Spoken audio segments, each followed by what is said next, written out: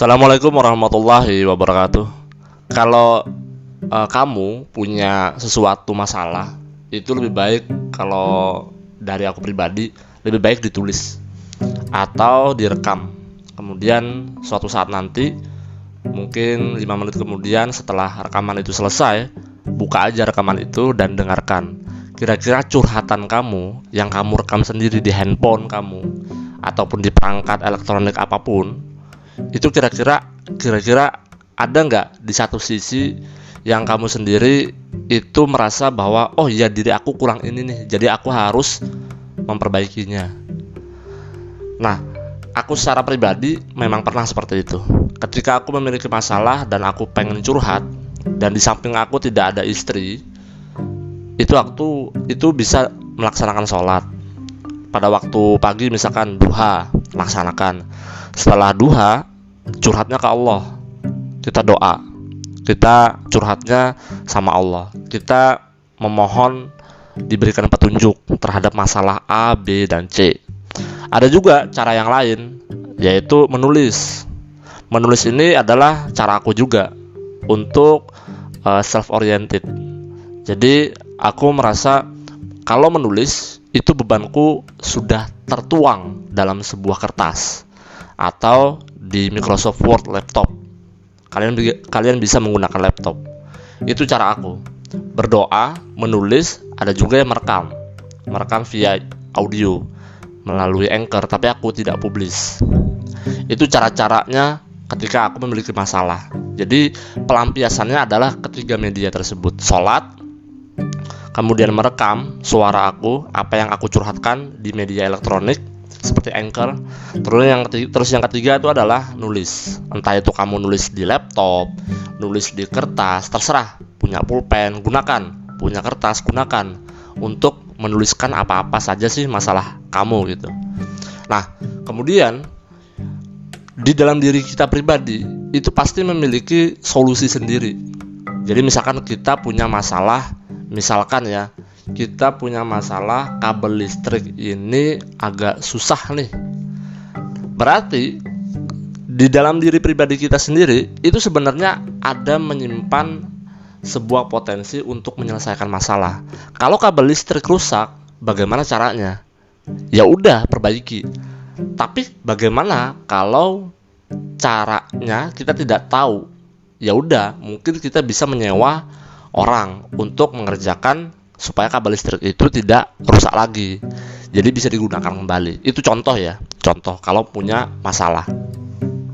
Jadi aku menyarankan kepada kalian, kalau punya masalah itu melalui 3 hal tadi itu, melalui 3 media itu: menulis, merekam audio atau video kalian, suara kalian. Yang ketiga itu adalah doa, berdoa setelah sholat tahajud, mungkin sholat duha, nanti dilanjutkan untuk berdoa. Kalian curhatnya kepada Allah. Teman-teman, kalau kita melakukan ketiga hal tersebut, insya Allah beban yang ada di dalam hidup kita itu terasa berkurang.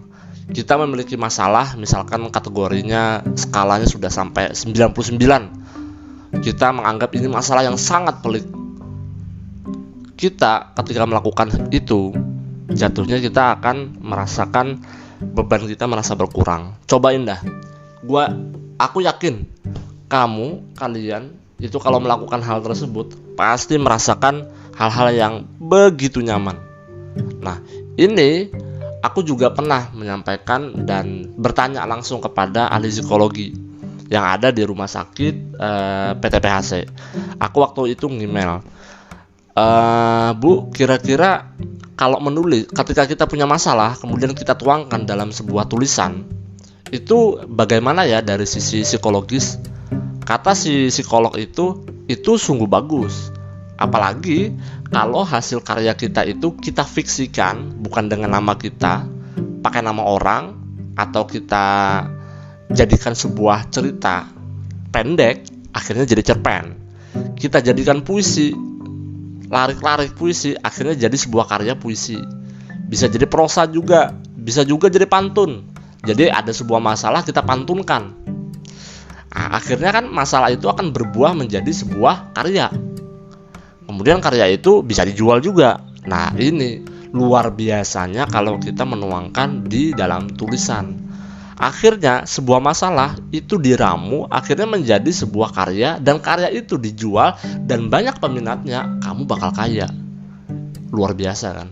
Jadi gimana sih cara kita meracik sebuah masalah itu menjadi keuntungan buat kita? Itu bisa banget, asal ada kemauan, asal punya ilmunya.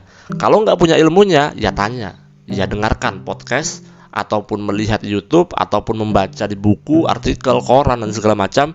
Kalau nggak suka dengan itu juga, kalian bisa bertemu dengan orang yang kalian inginkan. Contoh, misalkan kalian pengen ketemu sama motivator Mario Teguh. Lokasi beliau, rumahnya ada di Jakarta, Bekasi atau Depok lah.